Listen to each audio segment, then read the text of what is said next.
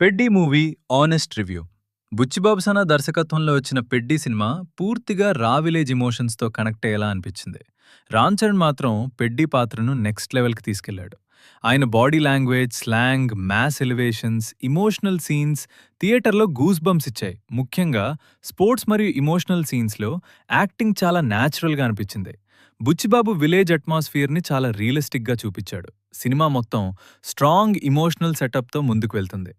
AR Rahman background music సినిమాకి biggest back బోన్లా పనిచేసింది. కొన్ని సీన్స్లో బీజిఎం వల్లే ఇంపాక్ట్ డబుల్ అయింది.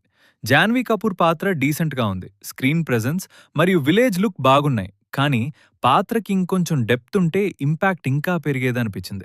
మిర్జాపూర్ ఫేమ్ దివ్యేంద్ర శర్మ మూవీకి సర్ప్రైజ్ ప్యాకేజ్. ఆయన ఎక్స్ప్రెషన్స్ మరియు స్క్రీన్ ప్రెజెన్స్ చాలా న్యాచురల్గా ఉన్నాయి.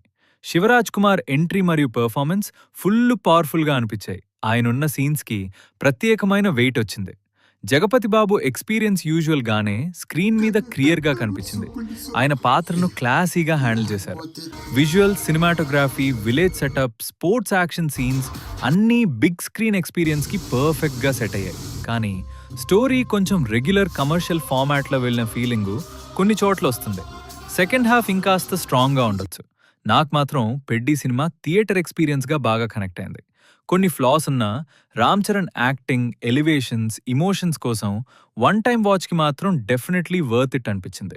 నా పర్సనల్ రేటింగ్ 3.75.